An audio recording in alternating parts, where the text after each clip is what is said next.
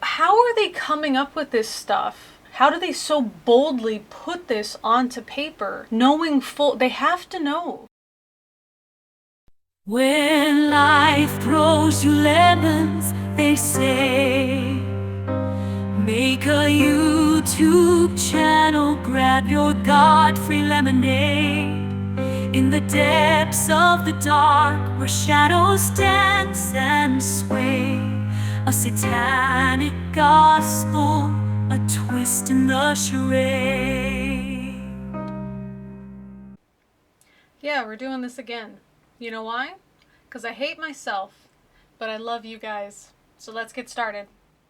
I'm just gonna level with you guys. I'm not feeling very good in general today. I'm doing this because I don't know when I'm gonna be able to film another one, and I'm not thrilled about having to read this because from the chapter title, I already want to put my head through the screen.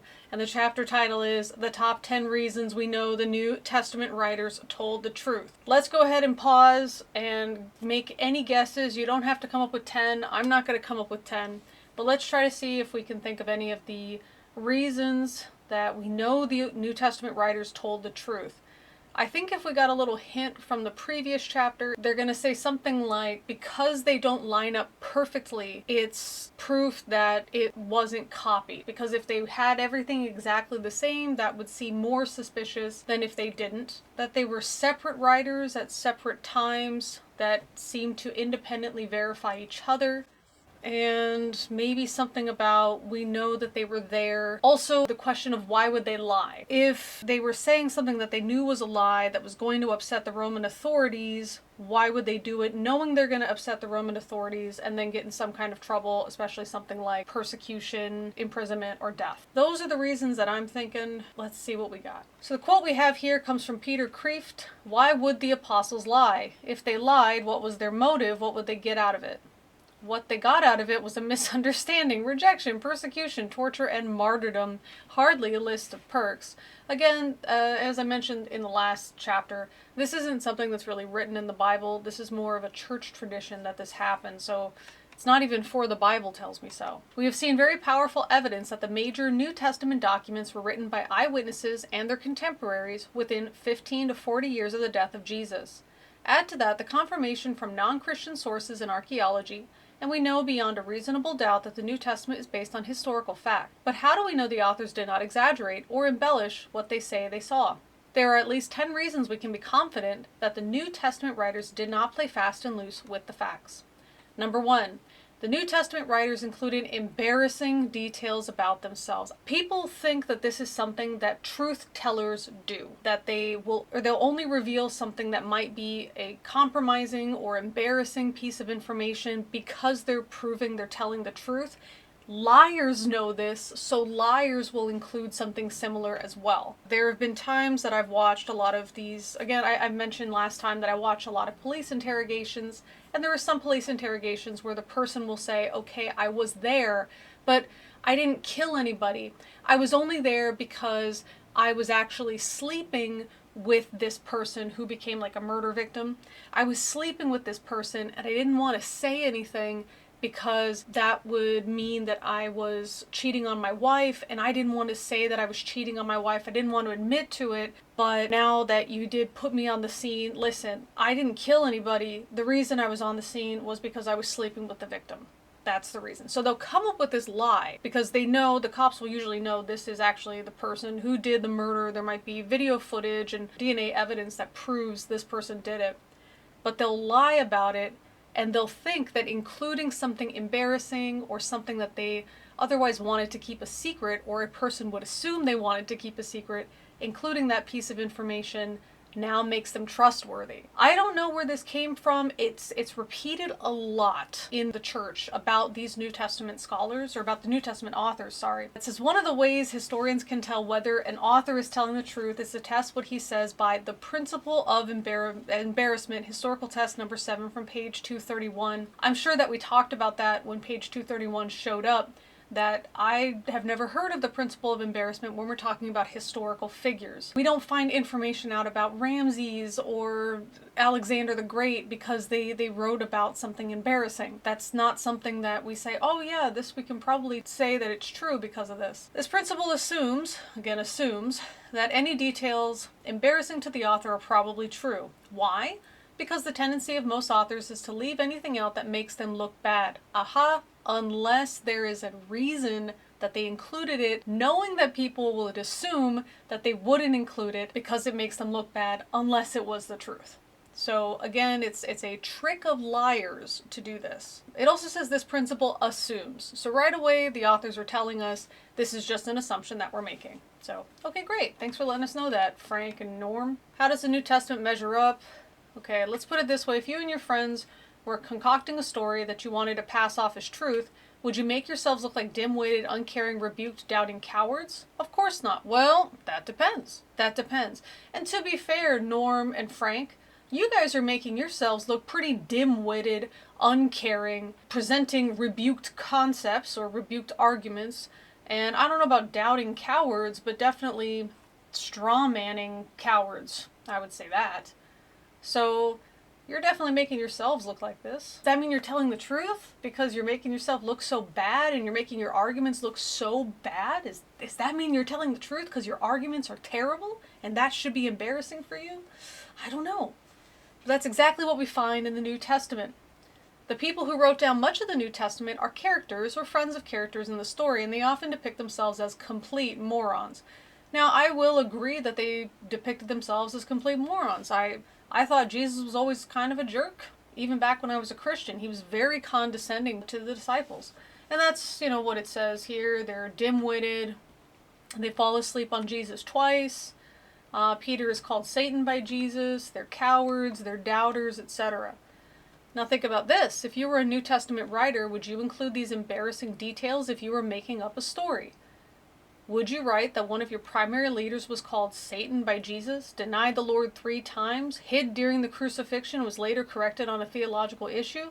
Well, again, it would depend on who my audience is and what I'm trying to convince them of. I would absolutely include all of these things if I was trying to talk to people and show them that Jesus cares about everybody. I would try to emphasize my flaws if I wanted people to know that even though Jesus is amazing and he's the king of everything and he's God of all, he still loves you because he loved me. Here is a list of things that I did that are embarrassing that will help humanize me, and you too can also get that love from Jesus. I mean, isn't this why a lot of pastors will either say they used to be atheists, whether they were or not depends, because sometimes they say they were atheists because they hated God. Obviously that's not an atheist. Or they'll talk about having a history of drug abuse, sexual perversion, all of these other things. Is it the case that they were really face down in the gutter, selling their body, and hardcore atheist?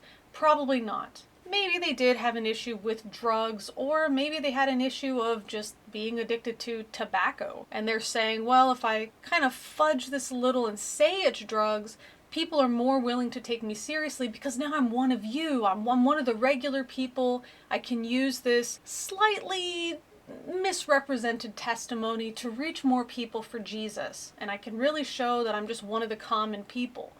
I mean, isn't that a common trick in the church anyway? Would you depict yourselves as uncaring, bumbling cowards, and the women whose testimony was not even admissible in court as the brave ones who stood by Jesus, later discovered in an empty tomb? Well, again, I think I heard it from Apologia that the women being at the empty tomb is sort of like with Law and Order, how in the beginning we see that a person stumbles across the victim. That person who stumbles across the victim might be an early morning jogger, or it might be a housekeeping worker.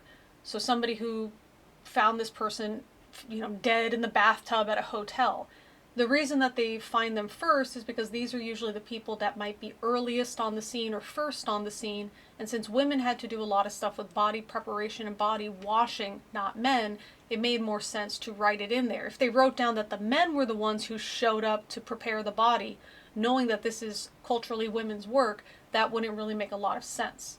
So it's sort of this added touch that makes it seem like it's more realistic. Would you admit that some of you, the 11 remaining disciples, doubted the very Son of God after he had proven himself risen to all of you? Of course not. Well, yeah, sure you would, because you're providing that argument.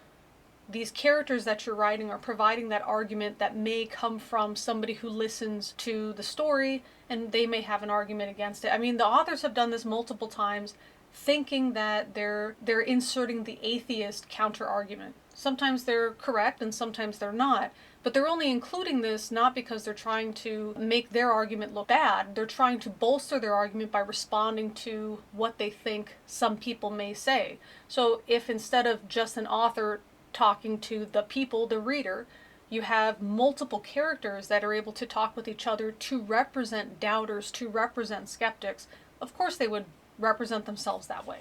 Of course they would. It's a good use of the characters. What do you think the New Testament writers would have done if they were making up a story?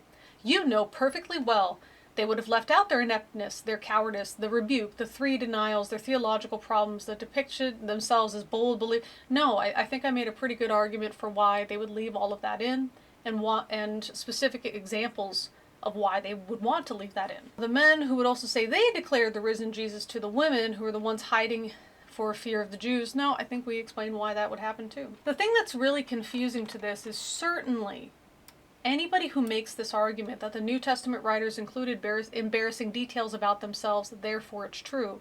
Certainly these people know that that is a trick of liars, and that's also a plot device. So I'm not sure why they say it so boldly. And in this case, we know it's boldly because it's their first argument. So it's pretty weird. Number 2, the New Testament writers included embarrassing details and difficult sayings of Jesus. What do you mean are they going to talk about the one where Jesus and a guy was like naked running out of his sleeping quarters? Not only is it self-incriminating details about themselves, they also record embarrassing details about their leader, Jesus, that seem to place him in a bad light. Jesus is considered out of his mind by his mother and brothers, who come to seize him to take him home. He's not believed by his brothers. He's thought to be a deceiver, blah, blah. Well, yeah, this creates a nice character that shows he's rejected by people. He's here persevering.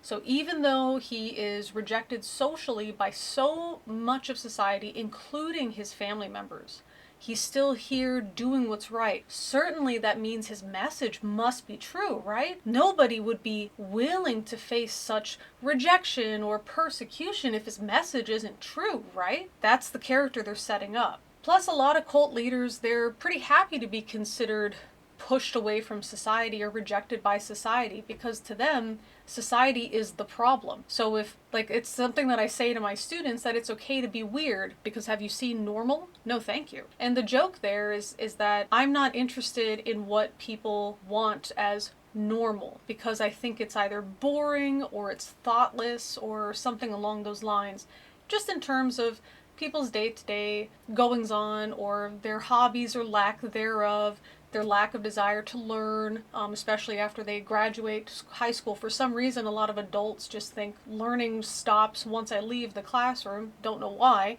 but that's a normal thought, and I'm glad to be weird. So there are times when certain types of people are interested in being separate or identifying themselves as separate from the masses. And in this case, when you're a cult leader, of course you want to be separate from the masses. If you're giving a message that everybody likes, that isn't profound. But if you're giving a message that people reject, but some people are willing to pick up, some people are willing to take up their cross and follow you, this shows that your message is useful to people who want to be honest with themselves, then that's how you phrase it. It's the same idea about the fool says in his heart, there is no God. You kind of reject everybody who's going to reject you. You sort of reject them first. And that's what we see here. He's a drunkard, demon-possessed, madman, blah, blah, blah. His feet wiped with the hair of a prostitute, crucified. Yeah, of course. This is certainly not a list of events and qualities that the New Testament writers would choose if they're trying to depict Jesus as the perfect, sinless God-man. I disagree. In showing that Jesus holds to his message, that he has one idea, people reject it, they reject him, they say negative things to him, and he still holds fast to his message, that shows things like this is the new coming of God, or this is the new prophet of God, this is God in the flesh, any of these kinds of ideas that this really is a messenger of God, because God has always wanted us to be separate from everybody else. Remember, these are Jewish people that are being spoken to. Jesus did not invent Christianity, his followers did. Jesus was Jewish, his followers were originally Jewish as well, or at least they were around Jewish people. So the idea of the Jews is to be set apart. I mean, that's where the whole circumcision thing comes from anyway, is a visual marker of being set apart, and also a private reminder of being set apart from the masses. So this idea that Jesus or Jews or cults or whatever want to be widely accepted and don't want to set themselves apart,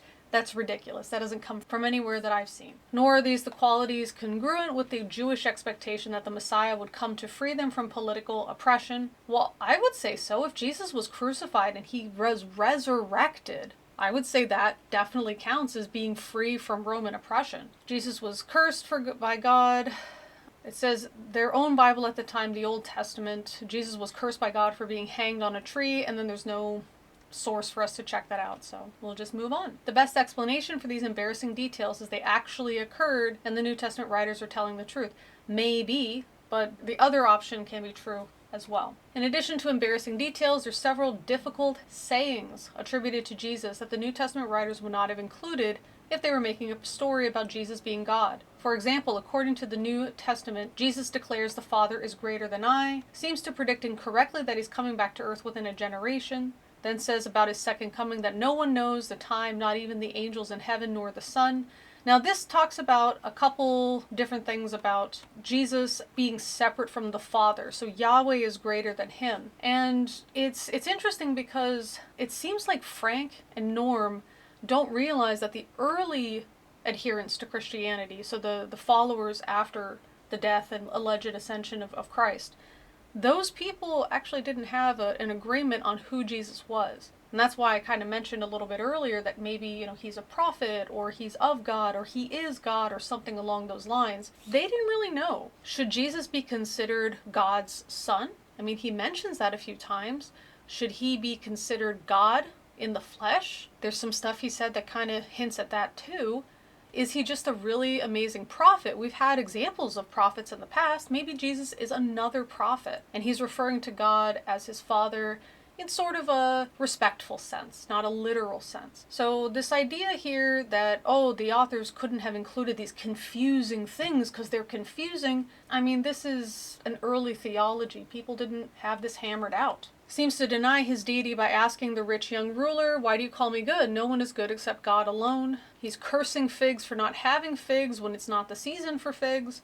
He seems unable to do miracles in his hometown except how to heal a few sick people. If the New Testament writers wanted to prove to everyone that Jesus was God, then why did they leave these difficult sayings that seem to argue against his deity? Well, I just explained it. They didn't have the argument that Jesus is God. That wasn't a set theological belief at the time. That's something that we wonder now if you don't know what the early Christians looked like. Moreover, Jesus makes what seems to be a completely morbid claim. I tell you the truth, unless you eat the flesh of the Son of Man and drink his blood, you have no life in you. After this hard saying, John says, "From this time many of his disciples turned his back and no longer followed him." John 6:66. It's the devil. Since the New Testament writers certainly would not invent this strange saying and unfavorable reaction, it must be authentic. No. I mean, this kind of reminds me of Lord of the Rings, that it's a difficult road and many people have failed and others have fallen away. You know what I mean? This really smells of that. It just kind of emphasizes how difficult the journey is and how admirable it becomes that there are people who follow along with this type of idea. While there are reasonable explanations for these difficult sayings, it doesn't make sense that the New Testament writers would leave them in if they were trying to pass off a lie as the truth. In fact, it doesn't make sense that they would make up a character anything like Jesus, a weak and dying Messiah. A sacrificial lamb is the very antithesis of a man-made hero. I disagree. I absolutely disagree. A person who sacrifices themselves for the good of the people, for their success, right? The person who, like a warrior, fights and dies for the success of their fellow people or to hold off an invading army so his family can run to safety and he dies in the process. This is absolutely a hero. Do you know what I mean? What how are they coming up with this stuff that so easily can be shot down? How do they so boldly put this onto paper, knowing they have to know that this is a great example of a hero. They have to know that, right? And again, a cult leader. Again, the best explanation is that the New Testament writers were not playing fast and loose with the facts, but they were extremely accurate in recording exactly what Jesus said and did. Okay, but even still, we're going to get us kind of closer to a cult leader, but the idea of Jesus actually being God, we're not getting us closer to that, or that any miracles were performed. So far this kind of shows us Jesus, the cult leader. Number 3, the New Testament writers left in demanding sayings of Jesus. So the ones that are listed here are about, if you divorce your wife except for marital unfaithfulness, you're making her an adulteress, and then you become an adulterer if you marry somebody again. Don't resist an evil person, turn the other cheek. Love your enemies and pray for those who persecute you. If you look at a woman lustfully, you've already committed adultery in your heart. Be perfect, just like God is perfect. Be poor, basically, where it says, don't store up treasures on earth. There's going to be treasure in heaven. Don't judge, you'll be judged. The same measure you use will be measured to you. All of these commands are difficult or impossible for human beings to keep and seem to go against the natural best interests of the men who wrote them down. That's literally any religion that talks about asceticism. It's all about denying who you are. You could say the same thing about Buddhism. Do you know what I mean? These certainly are contrary to the desires of many today who want a religion of spirituality that has no moral demands. Who are those people? Who are they? Religions of spirituality still have moral demands. I mean, even something like, I think it's the Wiccan idea that as you send out, it'll come back to you threefold. That's kind of a reminder, don't be a dick, be a dude. That's sort of a reminder to, hey, be moral in the same way, don't do things that are against God, you'll go to hell. If you do a thing that's not according to our beliefs, you'll have a negative outcome. It's the same thing. It's like the authors both haven't existed in society and expect all their readers to also have not existed in society. I mean, somebody who writes this down, these are people who just think that everybody's going to listen to what they say and just accept it without any type of critical thinking. So consider the extremity and undesirable implications of these commands. We're just going to read a couple because who cares? If thinking about sin is sinful, then everyone, including the New Testament writers, is guilty. To pray for our enemies goes well beyond any ethic ever uttered and commands kindness where enmity is natural. Okay, so what? These commands clearly are not the commands that people would impose on themselves. Oh yeah, and circumcision as an adult is? Don't eat pork even though you might be starving to death. That's a command somebody's going to impose on themselves? Are you serious? Every religion that has rules are things that people don't necessarily want to do because it sets you apart from the other people. You're set apart by what you do and what you don't do. Who can live up to the standards? Only a perfect person. Perhaps that's exactly the point. No, perhaps the point is just the same thing every other religion so far has talked about. Number 4, the New Testament writers carefully distinguished Jesus' words from their own. Even though quotation marks did not exist in first century Greek, the New Testament writers distinguished Jesus' words very clearly. Most red letter editions of the Bible are identical, illustrating how easy the New Testament writers made it to see what Jesus said and what he didn't say. Why do we cite this as evidence of their trustworthiness? Because it would have been very easy for the New Testament writers to solve first century theological disputes by putting words into Jesus' mouth. Well, yeah, they already do that.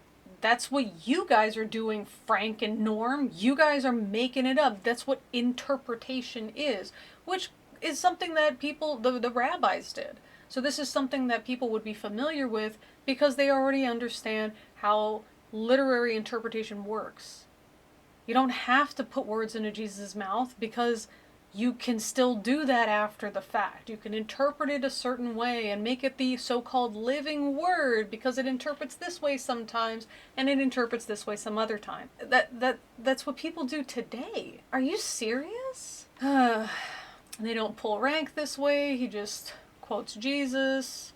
Why would Paul have been so careful if he were not telling the truth? Again, the best explanation for the accuracy is that they were really telling the truth, or maybe Paul was having some kind of issues, right? I mean, after having seizures and stuff, that may have affected his ability to think, and he may have legitimately believed what he's saying. And this is one of the issues that I had as a Christian. How do I know the feeling that I get when I pray? If I pray to God for answers, and God gives me an answer, how do I know that it's actually God giving me the answer, or I just really believe it's God giving me the answer, but it's actually some other part of my brain that I've just said, oh yeah, this answer that came to me came from God, even though it came from me? What can I use to actually differentiate God's word that came directly from God, impressed upon my heart during prayer, and me just really thinking that's what happened? And once I made that realization, I couldn't pray anymore. I could only pray for or to say things to God, like thank you for today, or something along those lines.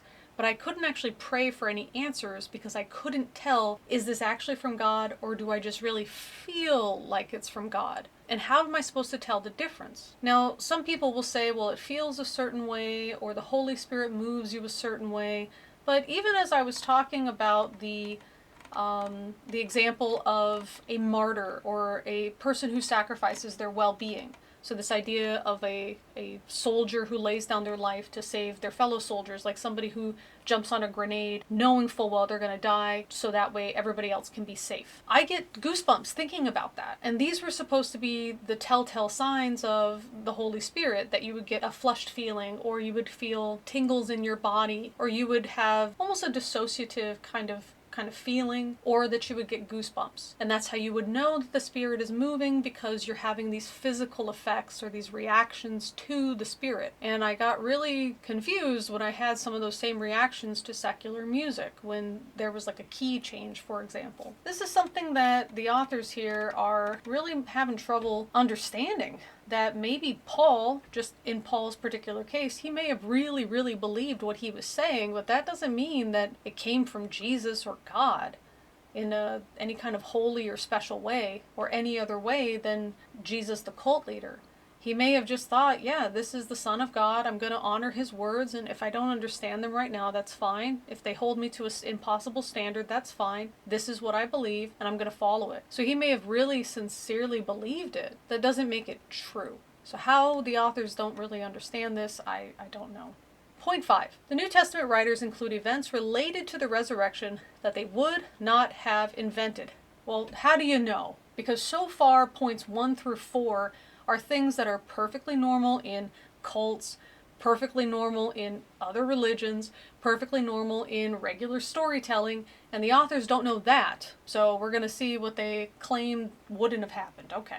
In addition to the inclusion of embarrassing details regarding themselves and Jesus, the New Testament writers record events related to the resurrection that they would not have inserted if they had invented the story. These include, point A, the burial of Jesus. The New Testament writers record that Jesus was buried by Joseph of Arimathea, a member of the Sanhedrin, which was a Jewish ruling council that had sentenced Jesus to die for blasphemy. This is not an event they would have made up. Considering the bitterness some Christians harbored against Jewish authorities, why would they put a member of the Sanhedrin in a favorable light? I don't think they would. I don't think that's favorable. This might be that he had more pull than they did, and anybody reading it would have known that. And why would they put Jesus in the tomb of a Jewish authority? For if Joseph didn't really bury Jesus, the story would have been easily exposed as fraudulent by the Jewish enemies of Christianity. Not necessarily. When these stories are being shared and told, they're not necessarily being shared and told in the same city. And some of the people, like Joseph of Arimathea, may have passed away by the time these things were put to paper and shared perhaps 100 kilometers away from where they were at, or where they had originally occurred. So you may absolutely be able to say something about a person and it's totally false and they just don't know. I mean, we have that happen anyway. I always bring up Amber Reed. There was a recent situation where Amber was accusing a person of something that was pretty illegal. It was so bizarre because this accusation could actually lead to her getting sued. but she was so bold and just assumed that whatever happens, happens. She's kind of untouchable. She's a little bit divorced from reality, and she doesn't understand that the things that she says will have consequences, mostly because she's never really been held to those consequences in the past. And so she's just pretty emboldened to just say whatever she wants, and that includes accusing people of pretty serious things. And this isn't the first time. Some of the things that she said are definitely things that she could have been sued for, and she just says them. And this is open on the internet, which can reach everybody around the world, even me all the way across the world in Korea. But you're telling me, Frank and Norm, that couldn't have happened in a situation where somebody could say something and it never could have gotten back to the people that were written about? Really? But the Jews never denied the story. How do we know? There's a lot of stuff that's written that has a theme of the Bible, or it's contemporaneous to some of the things that were written and included in the Bible, and those are called the Apocrypha. We have a bunch of books like that. So what, because we didn't choose to include Jewish writings that negated the Christian story, we didn't include that in the Christian Bible, therefore it doesn't exist and it never happened? Bizarre argument. Argument B, the first witnesses. All four Gospels say women were the first witnesses. We already talked about that. Part C, the conversion of priests. Why didn't the risen Jesus appear to the Pharisees is a popular question by skeptics. The answer might be that it wasn't necessary. This is often overlooked, but many priests in Jerusalem became believers. Luke writes, the number of disciples in Jerusalem increased rapidly, and a large number of priests became obedient to the faith. Acts 6:7. These priests eventually initiated a controversy that took place later in the Jerusalem church. During a council meeting between Peter, Paul, James, and the other elders, some of the believers who belonged to the party of the Pharisees stood up and said, the Gentiles must be circumcised and required to obey the law of Moses, Acts 15:5. The council resolved the issue, but our main point here is that Luke would not have included these details if they were fiction. Why not? Because everyone would have known Luke was a fraud if there were not significant converts from the ranks of the Pharisees. I mean, how? But again, these are things that can be written and shared to people who will never have known what's going on. It's kind of like when Paul refers to this unnamed 500. No one's going to go check this. They can't. No one's going to stop what they're doing, travel to another city, and attempt to find people just by random going up and saying, hey, did you ever know this guy, or did you ever see this thing? Just hoping to find one of the 500 in a city of thousands. That's such a silly argument of, oh, this is totally true because 500 people saw it. And it's kind of the same idea here. It's not like the Pharisees were named. Even if they were, it doesn't mean that this was written at a time when any of those guys were still alive. The authors even say earlier in the chapter that the writings are about 15 to 40 years after the death of Jesus. In that time, how many of other people that were maybe referred to in some of the writings of Luke or the other authors, how many of those people have died? I mean, 15 years, that's almost a new generation. 40 years, that's 2 generations on. So there's plenty of these people that maybe were referred to that already passed on. And maybe their family members didn't know, especially since they're not listed by name. So this isn't something that's like a slam dunk that the authors think it is, especially considering the time difference. Why would Luke give them an easy way of exposing his lies? Again, the people that are reading this probably weren't around when this had happened. If they weren't around at the time, they may also not have been around by the location. After all, if you're trying to pass off a lie as truth, you don't make it easy for your enemies to expose your story. I bring back the interrogation tactic, or the tactic that's kind of used by some of the accused, that they'll say things like, sure, you can check my phone. Sure, you can take my DNA. It'll prove that I didn't do it. Knowing full well that there's DNA left on the scene, or that their phone was with them and would absolutely ping on a cell tower near where they were at, committing the crime. Or even in cases where they'll say, I wish there was a security camera, then it would show that I wasn't there. And then the detective says, well, actually, there is a security camera. And the person doubles down and they say, good, check it. It'll prove that I wasn't there. I mean, if you're trying to pass off the lie as a truth, you don't make it easy for your enemies to expose your story, right, guys? But we actually absolutely have tons and tons of evidence of people doing exactly that. So this is, again, a very confusing argument that they would use. Pharisee conversion and Joseph of Arimathea were 2 unnecessary details that, if untrue, would have completely blown Luke's cover. No. And the Joseph story would have blown the cover of not only Luke, but every other gospel writer as well, because they include the same burial story. Okay. Option, what is this, D? The explanation of the Jews. The Jewish explanation for the empty tomb is recorded in the last chapter of Matthew. Matthew chapter 28, verses 11 through 15. While the women were on their way, some of the guards went into the city and reported to the chief priests everything that had happened. When the chief priests had met the elders and devised a plan, they gave the soldiers a large sum of money, telling them, "You are to say, 'His disciples came during the night and stole him away while we were asleep.' If this report gets to the governor, we will satisfy him and keep you out of trouble." So the soldiers took the money, and they did as they were instructed. And this story has been widely circulated among the Jews to this very day. Now, without even reading what the authors are going to say about this sounds like a very convenient story to include. That if I actually went there, stole the body to make it look like my cult leader was still alive and had resurrected. And that's the truth, that I came and stole the body. Now people are saying, oh, that Jesus guy didn't really resurrect. I heard that some of his disciples came and stole the body. I would write this in there, that, oh yeah, they made that up, because they couldn't handle Jesus being real, so they made it. I would totally write this in there as a big lie to cover up what I did. I mean, wouldn't you? You would do the same thing. You would make it look like they're lying and make up a story about it. So let's see what the authors say. Notice that Matthew makes it very clear that his readers already know about this Jewish explanation for the empty tomb because it's been widely circulated. That means Matthew's readers, and certainly the Jews themselves, would know whether or not he was telling the truth. Well, telling the truth in the sense that this is something people have said. If Matthew were making up the empty tomb story, why would he give his readers such an easy way to expose his lies? What? No, this is a lie to cover up his own devious behavior. Do you see what what?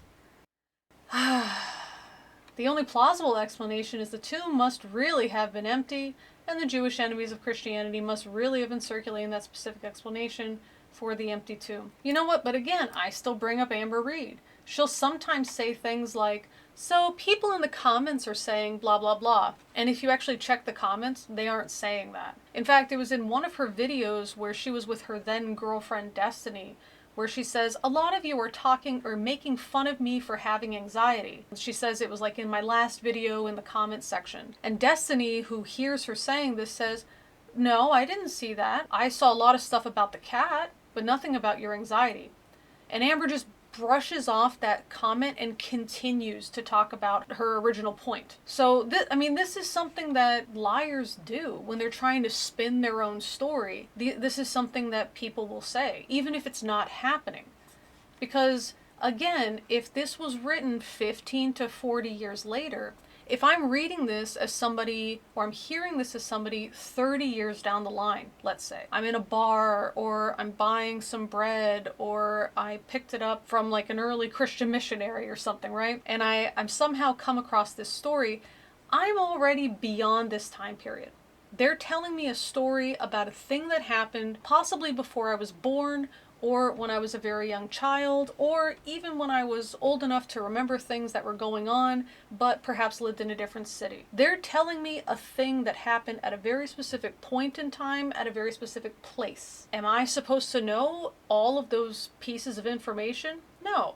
And so this just becomes part of the story. Just like you and I today have never heard this story widely circulated among the Jews to this very day. We haven't heard that. But we're accepting, oh, maybe at the time that this was written, in the place that this was written about, maybe this happened. We're just kind of accepting it. At least the authors definitely are. And that's how anybody else would have accepted it too. If it was written 40 years down the line, or if somebody read it 100 years after it was written. Well, I haven't heard of it, but, he included it. Yeah, sure, maybe he's talking about his time period and his location. The only plausible explanation is it must have emptied, blah, blah, blah, blah. In fact, Justin Martyr and Tertullian, writing in 150 and 200 CE respectively, claim that the Jewish authorities continued to offer this theft story throughout the 2nd century. And we'll discuss the problems with this theory in the next chapter. Notice here that Matthew, his writing about, if you guys hear this, it's because they're big liars who lie, and they made a conspiracy of lying. And the authors are like, yep, this lying liars who lie thing, yeah, that's true. Because they refer to the theft story. They're not saying, oh, this theft this really happened, it's the theft story, because Matthew said it's the theft story, which means that if Matthew and his buddies actually did take the body, he did a very good job covering his tracks by lying and saying, oh, yeah, we didn't really take the body, but you may hear that because these guys, it's a conspiracy. So it's effective. Congratulations, author of Matthew. Point 6, the New Testament writers include more than 30 historically confirmed people in their writings. This one, I'm not sure if we're going to read, because we already covered it in the previous chapter. Somebody would have exposed them for falsely implicating these people in events that never occurred. Again, this was written after these guys were likely dead, dying, lost power, etc., etc.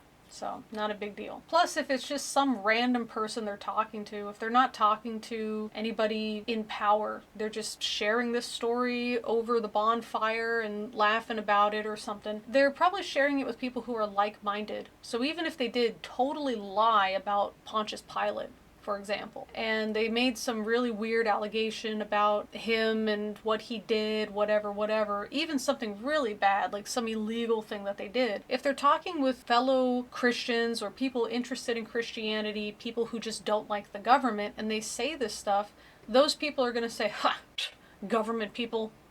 They're not going to say, oh no, they're talking negatively about Pilate. I better go tell him, because I obviously have access to Pontius Pilate. I better go talk to somebody who can talk to him and get this guy in trouble. They're probably not going to do that. Even if they wanted to, they're probably too busy with their day-to-day life. You know what I mean? I mean, even that thing, which I mentioned again, about Amber accusing somebody of a crime, where that person could sue Amber for such a public accusation of such a negative thing. Most of us have heard this, thought, wow, I hope that she sues Amber. And none of us contacted her. There was one person that contacted her out of all of these people that have heard about it. And that's with us being able to contact her. You really think I'm going to contact Caiaphas as a farmer? Chapter 7, or point 7, the New Testament writers include divergent details. Hey, I already mentioned that, and we did cover that in the previous chapter. So we're going to go on here. They do mention the thing about the tomb, which I did mention and included just as a visual, just to refer to some of the specific verses. So why did Matthew mention only one if two angels are really there? For the same reason, two different newspaper reporters covering the same event choose to include different details in their stories. Two independent eyewitnesses rarely see the same details. Ooh, but are they going to include that it's not? No. They may include different details, whatever. Okay, but the two angels, that's a pretty big deal. That's not like, oh yeah, I saw this guy and I noticed he had a really weird off-center beard.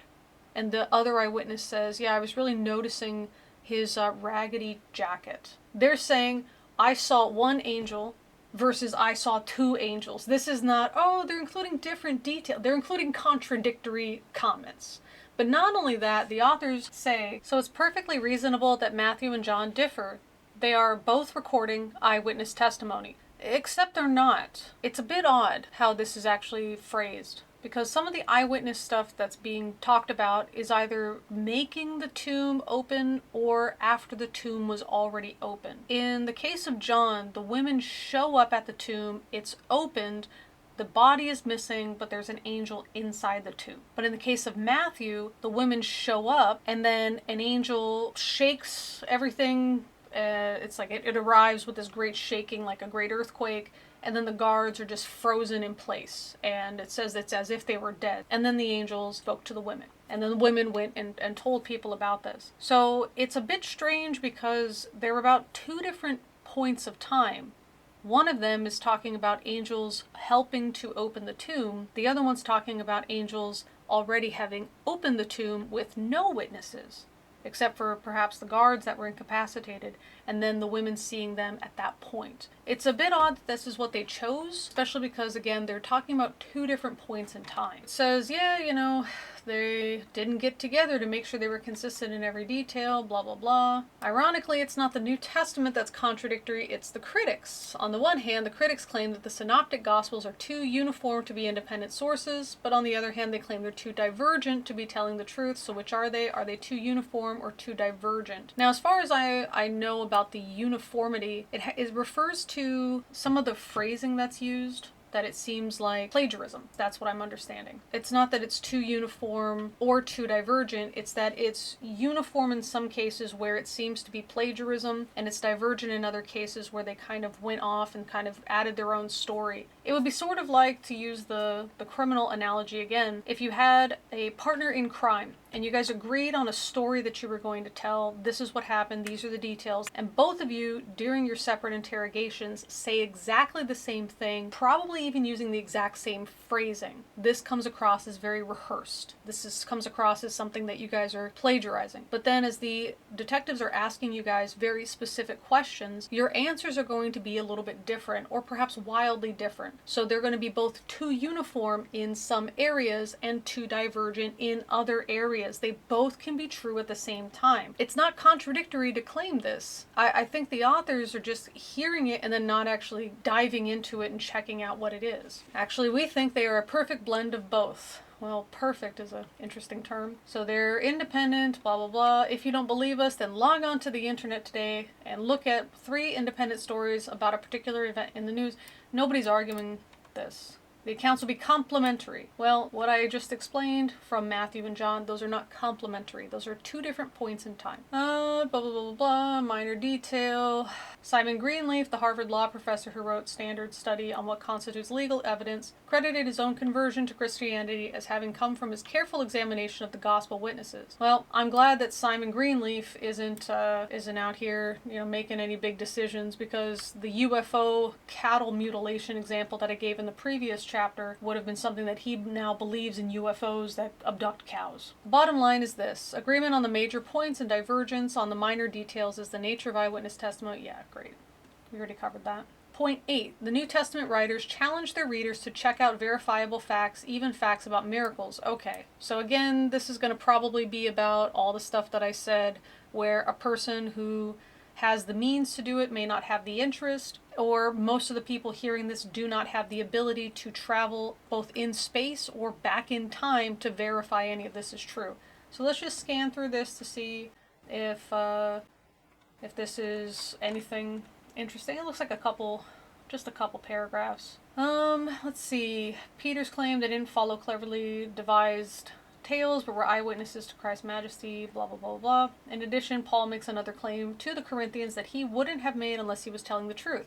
In his second letter to the Corinthians, Paul declares that he previously performed miracles for them. Speaking of his own qualifications as an apostle, someone who speaks for God, Paul reminds the Corinthians, things that mark an apostle, signs, wonders, and miracles, were done among you with great perseverance. Assuming that Paul was not lying about this, because this that the authors have included does not include anything specific. Signs, wonders, miracles. These could be things that any illusionist could do, where they could do a cold reading and then somehow miraculously or create a sign of something that's going to happen in the future, or miraculously read something about somebody's past or their private hidden feeling that now this person seems to have pulled out. And the thing about cold reading is that you can learn to do it, and it may be something that some people are just naturally better at doing. So I'm not saying that Paul is a liar, but rather that Paul maybe was just really good at cold reading, and instead of understanding how it works, he attributed this to something like the Holy Spirit. And so when he was able to kind of make reasonable guesses about people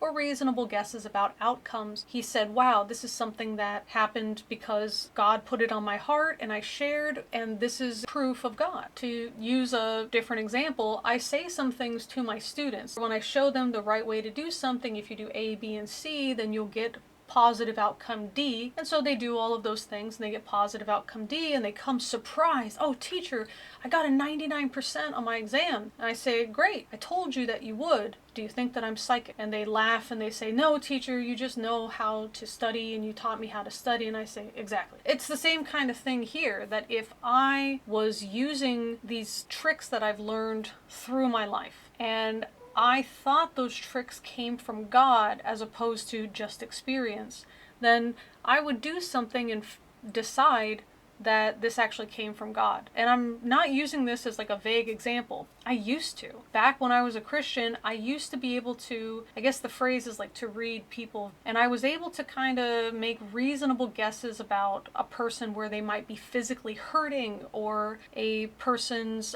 reason for not wanting to get medical help for the area where they were physically hurting, etc. And I thought, oh, this must come from the Holy Spirit. And I was able to do a laying of hands and actually just kind of make some pressure point stuff that I had learned through my childhood growing up in a culture where we massage our elders. That's just something we do. If your auntie asks you to massage her, you just go massage her. And so this is something that I kind of just picked up because they taught it to me. And so here I was thinking that I'm doing this biblical laying of hands and helping people because I'm able to find all of this stuff because the Holy Spirit is helping me with it.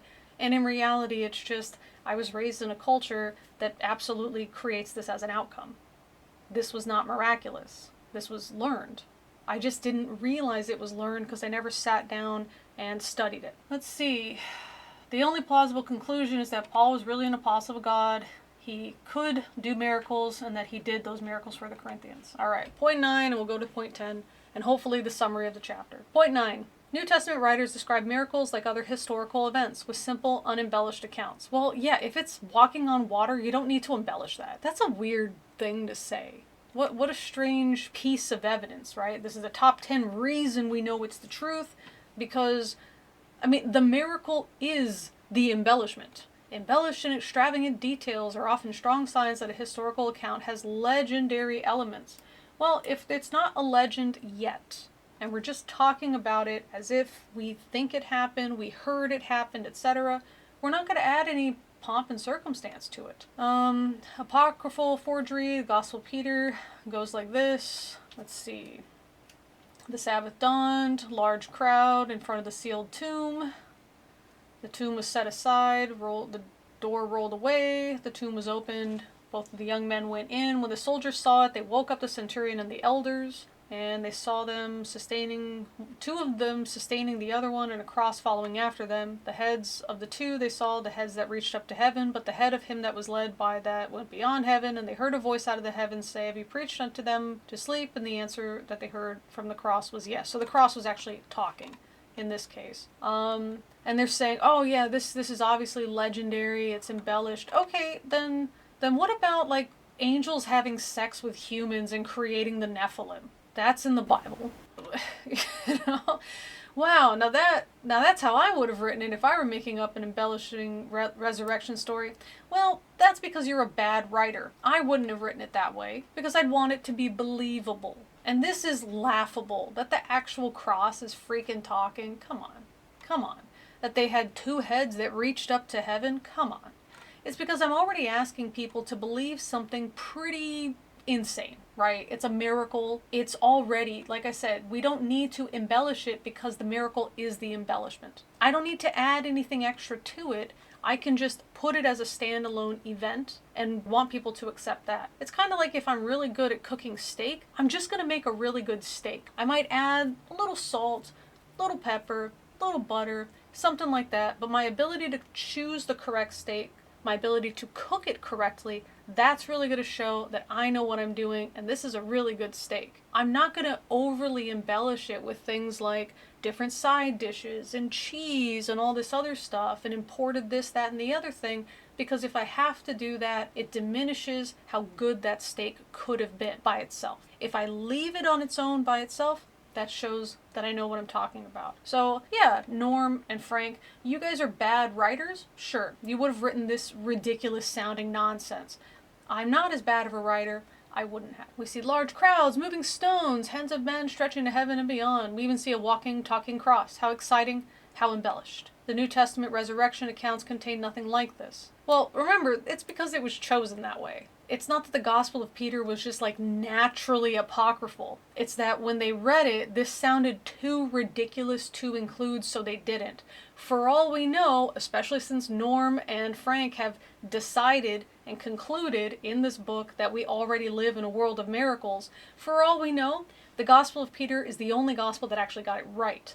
But the people who compiled what we know today as the Christian Bible especially the Protestant Bible for this particular discussion, that those people read it and they said, this sounds insane, we're not going to include it. So it's ridiculous that they're even including this argument as if it holds any water, because the fact that these were put into the Bible was not anything other than somebody's choice, somebody's subjective reading of it, and they felt that it sounded true and they felt that it didn't. Mark describes what the women saw this way, which is basically the women show up, there's an angel, don't be scared, and then they weren't scared. Luke's description, I mentioned, is the same concept, except it's two angels here. John briefly mentions Mary Magdalene discovering the empty tomb, so she sees it rolled away. John's account then describes Jesus' appearance to Mary. Matthew's account is a bit more dramatic, but contains nothing as bizarre as the long heads or walking and talking cross found in the legendary gospel. This is the one that mentioned the violent earthquake. It's also funny because it says it contains nothing as bizarre, but Matthew's account is the one that contains a zombie uprising. The tombs of the saints opened, and they went into the city and were seen by many. That sounds like a pretty ridiculous, embellished thing, especially since nobody else wrote about it, and that doesn't just include any other non-Christian authors, but it also includes none of the authors in the New Testament as well. So the resurrection is a central event in Christianity. If it was made up, they would have made their accounts longer and with more detail. I disagree. It's not my fault. You guys are bad authors. You cannot concoct a convincing story. I mean, that's what it's really been this whole time, hasn't it? That leading up to this chapter, there have been mentions of, oh yeah, and I met this hardened skeptic, blah, blah, blah. But it's always at lunch or at dinner or one-on-one at a unnamed time, unnamed place, unnamed skeptic. Yeah, you guys are bad writers. You could at least make up something more convincing. They probably would have said Jesus witness, blah, blah, blah. Theological restraint of the gospel writers deserves amplification. No, again, it's just the stake is good enough. The idea that Jesus resurrected is good enough. We don't need to include a bunch of other stuff here. If Matthew, Mark, Luke, and John wanted to tell stories whose import was Jesus is risen, therefore you will be too, they have done a remarkably bad job of it. I disagree. But the authors agree. I think that's why this is such a compelling argument for them, is because they're bad writers talking to other people who are also bad writers. This is such a ridiculous thing to talk about, isn't it? That if we want to convince people of something, it's natural to make it sound even more outlandish. That's what the authors are arguing, that if we're lying about something, we have to make it sound as insane as possible. Then it'll be more convincing of a lie. That's their argument for this section. I think that's going to be our dumbest thing said in the chapter. It does not upset me nearly as much as the stupidity of the entirety of chapter 10, but this is pretty freaking stupid. The more ridiculous we make the lie, the more convincing it'll be. What are you even saying?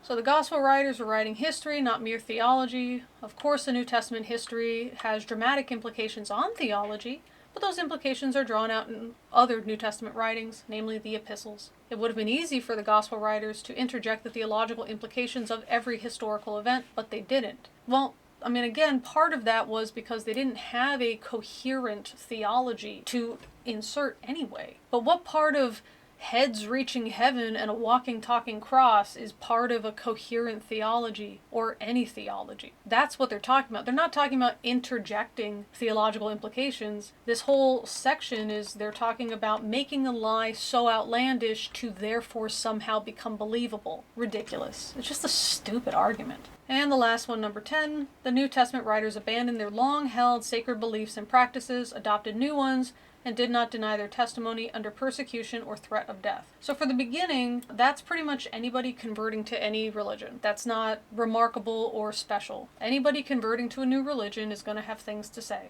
The end. So let's see if we can focus on this part here, if the authors mention any evidence that they were under threat of death that they did not recant. Part of the issue with the persecution is that Christians are promised persecution. And that's one of the reasons it's so ridiculous to see some of the things like in the United States, this so-called war on Christmas. It's because people in the United States that are Christian are not persecuted. They're not being thrown in prison. They're not being fed to the lions, so to speak.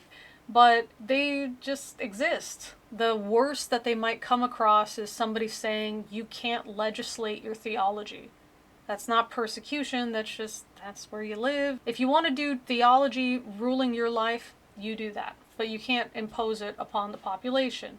That's not persecution. Nobody's being denied an education or double taxed or anything like that because they're Christian. But the problem is that it says in the Bible that Christians will be persecuted pretty much as like a gold star to show how good of a Christian you are, because you're roughing up Satan so much that he now focuses on you, and the way he deals with you is through persecution. So Christians have to make up this nonsense about, oh, we're being persecuted, they're trying to delete Christmas and all this other stuff. So this idea that a Christian would recant because of persecution is kind of silly. Because if they're expecting persecution to prove how good of a Christian they are, why would they try to say anything to get them out of being persecuted? Any suffering they do is going to pale in comparison to the suffering that Jesus underwent on his way to crucifixion, and then the actual process of crucifixion itself. Being stuck in jail and having your head cut off, not that big of a deal. This idea of, oh yeah, they wouldn't recant under persecution, I mean, which good Christian would? I remember we were being told things like, if somebody put a gun to your head and said that they're going to shoot you if you're Christian, what do you say? And you say, I love Jesus. Like, we were being told how to respond in a way that would get us martyred. That's how ingrained this stuff is. So it's a little ridiculous they're saying this at all, but let's see what they have to say. So they're abandoning practices. Yeah, again, that's not anything special. You know, people convert to different religions. Let's see. How do you explain these monumental shifts if the New Testament writers were making up a story? Well, how does anybody convert to a cult? They may really believe the story. There was one, I think it was for the FLDS, and there was a date. I think it was Halloween, but it was a date that their leader, Michael, had promised them was the date of transformation, and God would take them back. So this is when the rapture was supposed to happen. And so at the exact time that they were promised, they went to the place where Michael told them to go, and nothing happened. And so in this documentary, they come back and they're seen by the documentary crew, and they're recorded. And everyone's smiling and they're very happy, and the documentary crew is asking them, like, well, what happened? You know, is this going to change your faith at all? And they said, no, something did happen. You know, God has fulfilled us or gave us a different command or something. So even though nothing happened, which should have shut down this cult immediately, instead, because they really wanted to believe it so much, they had already given up so much to be part of this cult, or in some cases they were raised in this cult, that when Michael told them, can you guys feel a difference, or whatever he said at that moment, everyone just said yes. And they believed, sincerely believed, that a miracle had occurred. This miraculous spiritual transformation had occurred within them and also within their community. And they were overjoyed with this, even though it did not fulfill the prophecy that they had been promised. I'm not saying that the New Testament authors are necessarily liars. There's a very good chance that they were people who bought into a cult. And the reason I say this is because we have examples of this happening today.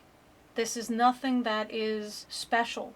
This is just how people will twist things in their head to believe it, because for whatever reason they are motivated to want to believe it. Finally, additional banning long sacred traditions. Nobody cares. Nobody cares. What about Muslim martyrs? Okay, but where are they going to talk about we were promised under persecution or threat of death? Where do we see that? Okay. In addition to abandoning these long-held sacred institutions and adopting new ones, the New Testament writers suffered persecution and death when they could have saved themselves by recanting. If they had made up a resurrection story, they certainly would have done so when they were about to be crucified, such as Peter, or stoned James, or beheaded Paul. But no one recanted. 11 out of the 12 were martyred for their faith. The only survivor was John, who was exiled to the Greek island of Patmos. But why would they die for a known lie? Now notice they're not including any biblical information where this is found. I think the cult story is perfect for this. You know, they really believe it happened. They believe it's a thing that was true. So they're just mentioning it's not irrational to accept the testimony of eyewitness who has nothing to gain. The worldly wise do not believe in the resurrection of the dead, so everything from Easter morning to the Ascension have been made up by groveling enthusiasts as a part of their plan to get themselves martyred. No. See, and this is where the authors and people like them, like this Scalia person, I don't know why they create a false dichotomy. It's not that they're liars versus telling the truth. It's that they may be genuinely mistaken, which is something we see all the freaking time. The Mandela effect is a perfect example of this. That there are people who refuse to believe I misremembered something and instead think that this is some kind of interdimensional shift run by a shadow government to make tiny changes to things like the Monopoly Guy logo. That's what they would rather believe because they don't want to accept that perhaps it is true that memory is plastic and that misinformation happens. So there's no reason to doubt and every reason to believe, well, yeah, if you only come up with these two options, and also you already want to believe it's true, yeah, then that's why you only came up with those two options. What about Muslim martyrs? Hold on, the skeptic may object. We see people dying for their faith every day. Do you ever watch the news? There's a suicide bomber nearly every week in the Middle East. Have you forgotten about 9/11 already? The hijackers were doing it for Allah. What does martyrdom prove? Does it prove Islam is true too? Not at all. There are some similarities, but there's one critical difference between the New Testament martyrs and those of today. One similarity shared by all martyrs is sincerity. Whether you're talking about Christians, Muslims, kamikaze pilots, or suicidal cult followers, everyone agrees that martyrs sincerely believe in their cause. But the critical difference is that the New Testament Christian martyrs had more than sincerity. They had evidence that the resurrection was true. No, they believed the resurrection was true. And it says because they were eyewitnesses of the resurrected Christ. I don't understand why they included cult followers, because cults usually are things happening in the moment. These are usually started by a person, and in that person's lifetime, there are events or alleged events, there are beliefs, and there are additional beliefs that are added. And so this idea that they're eyewitnesses to the resurrection as opposed to people who were convinced of something because they already had invested belief. They already invested time. I have to accept this other thing because I've accepted all of this other stuff before that. They knew the resurrection was true and not a lie because they verified it with their own senses. They saw, touched, and ate with the risen Jesus on several occasions. This is actually a problem. So they're saying that martyrs sincerely believe in their cause and that's why they become martyrs. But then they're adding this additional thing that actually doesn't follow with this. What they're saying is they believed it because they believed this other stuff. They're smuggling in this, oh yeah, so you already accept though that Jesus was resurrected, right? And that they ate with Jesus after he was resurrected and they saw him ascend into heaven. See, that makes them a little different. Well, no, they still sincerely believe in their cause. So they're all the same in that sense. The authors here are just trying to tell us they're only different because all the miracles and things that we haven't proved, those are the things that they were witnesses to. You know, the miracles that we haven't explained actually happened and provided any evidence for. Yeah, they saw those miracles. That doesn't make them, number one, any less martyrs. Number two, any less deeply held beliefs. So they're just sticking this in here to try to just put it in our head so we make this association the next time we think about the Christian authors of the Gospels. It actually isn't related to this argument. It doesn't do anything to bolster or negate the argument. They're just smuggling this in because they haven't provided any actual evidence. They're just outright saying this already happened. So they had proof of it, so they willingly submitted themselves to persecution and death for what they had verified themselves. And again, this ignores all of the people who are in cults who do things like go to prison because they support their cult leader even though their cult leader did something that was illegal because they believe that that thing that was done for holy reasons, or that people misinterpreted it and they didn't really understand it, but that's okay. They're going to stand by their holy leader because these are holy things that they witnessed. Holy, W-H-O-L-L-Y. It's not proof that the FLDS cult leader Michael was actually able to communicate with God.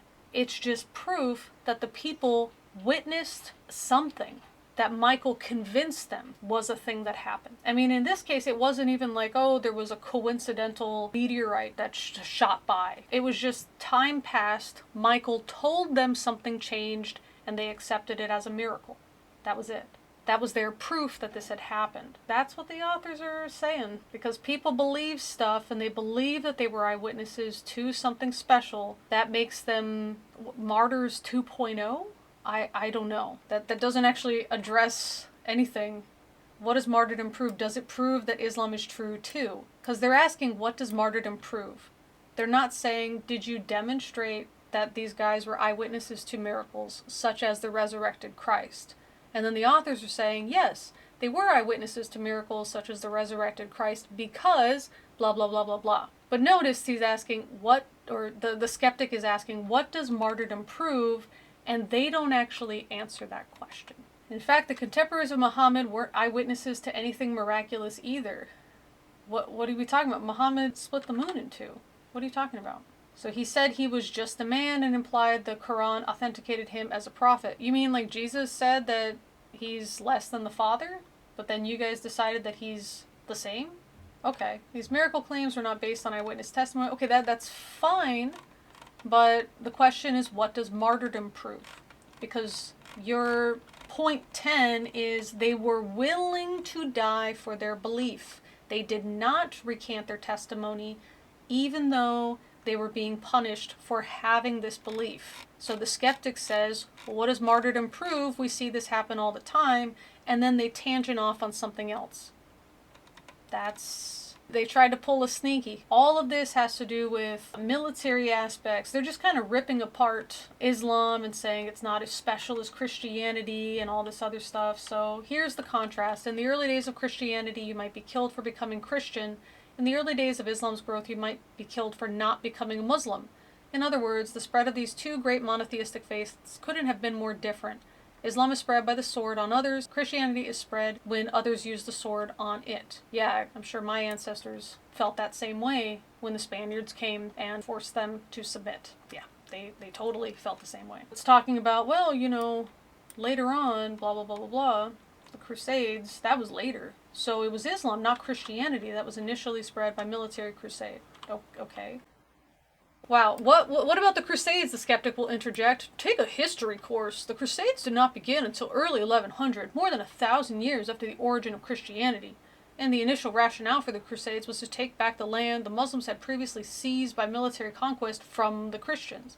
So it was Islam, not Christianity, that was initially spread by a military crusade. So not only are they not answering the original question raised by their hypothetical skeptic, but they feel so confident in this that they're actually being condescending about it. That's it. This thing that I was hoping that they would actually talk about, they went and talked about something that felt related, but wasn't actually answering the question. This is something that if a student submitted it, I would have to give it back and say, hey, you did not address what you set out to address. Your thesis statement or your introduction promised that the paper is going to be about something, and then this is not what the paper was about, so you have to go back and either fix the introduction and keep the rest of the paper, or fix the rest of the paper and keep the introduction. And that's what I would say to the authors too. Summary and conclusion. In the last two chapters, we saw that we have an accurate copy of the early and eyewitness testimony found in the New Testament documents.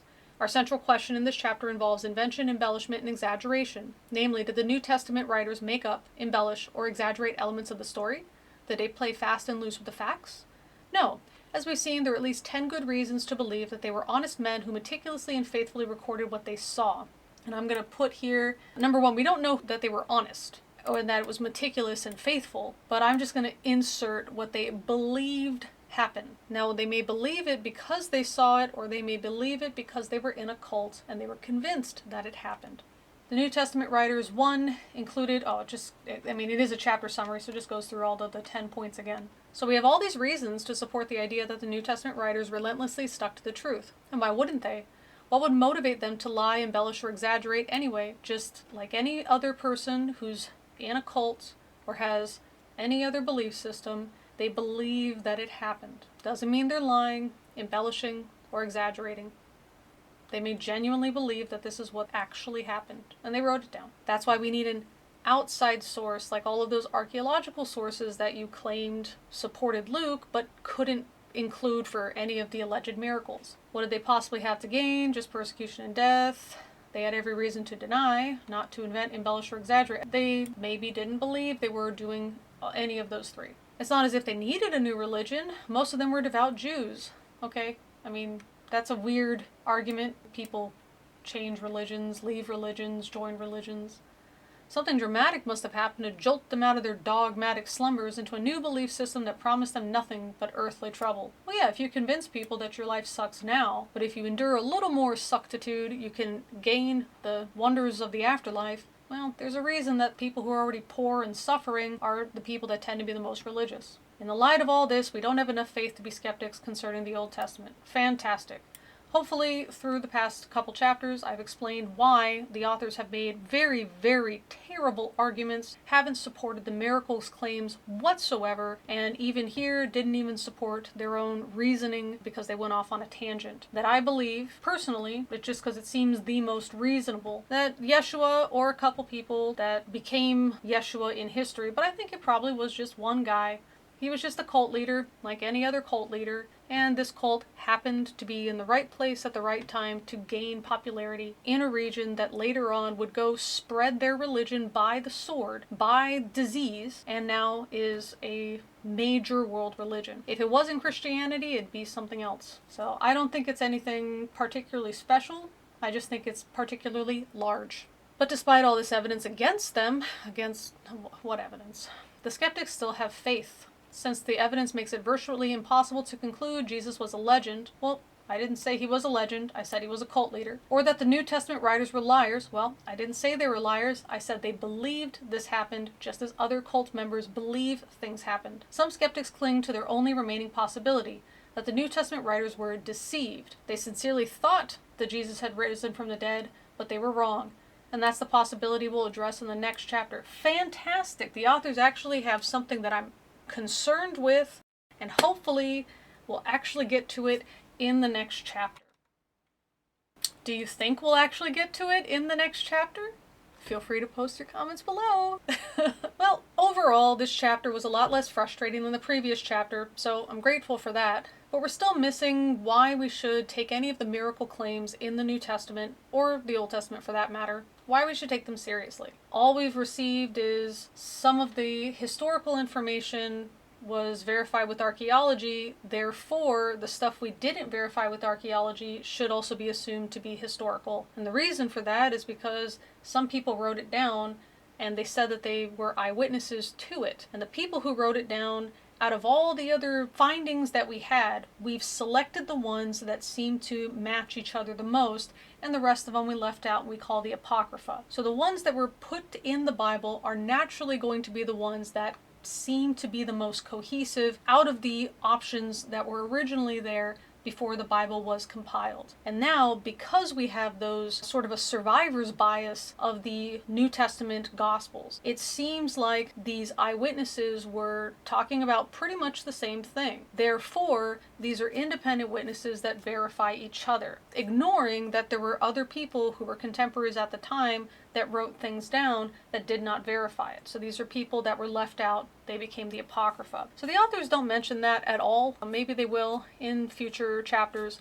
So we'll see what happens. I am a little excited that they did include a reference to what I've been saying, which is basically Jesus was a cult leader and these guys just believed what they wrote. I don't think anybody was thinking that they were liars. I don't think any skeptic really believes that they're liars, but most of this stuff is addressed to the skeptic who believes that they're lying, or we have to show that they're not lying. I would just be more interested in showing that these things happened. Whether the authors believe they happened, whether they lied about what if they happened, whether they lied about how they happened or how big they happened or how at what time period they happened, I'm not really concerned about that. I'm concerned, can we verify that they did happen? And so far, the only thing the authors gave us was basically, we live in a world that has miracles because we've decided that already in the book. So since we've already decided miracles are possible, and these guys write about miracles, and they wrote about other stuff that is mundane, and those things are true, obviously the miracles are true. And that's just a ridiculous argument. But so far, we're not getting any closer to being less skeptical or less atheist. And I don't know about you, but so far I haven't found any of this particularly even interesting. They haven't really presented anything that I haven't heard before, either in church or outside of church, and they really aren't addressing anything that we actually care about as skeptics, which is, can you show that there is a God, that this God communicates with us, that this God, in this case, sent himself down to earth, performed miracles? Can you confirm all of this? He was ascended, and he's still alive today. If we can't confirm any of this, and the best we have is Luke wrote about topography accurately, that's really not impressive. I would like to thank you so much for joining me and for doing all the like, share, subscribe, comment, all of that algorithm magic. And if you still want to get a hold of me or communicate about stuff like this with like-minded people, you can check out the Discord or find me on Twitter, and those links are in the details section below. You can also find links to my Patreon in the details section below, and for as little as $1 a month, you can get early access to videos shown without ads, different updates, and also any live streams that we do for patrons only that are held once a month. You can also join as a free member and get most of those perks as well. But as always, guys, thanks for listening. In this unholy chapel, hear the whispers of the night, where demons sing praises with voices steeped in spite. The lemonade's bitter, but the devil takes a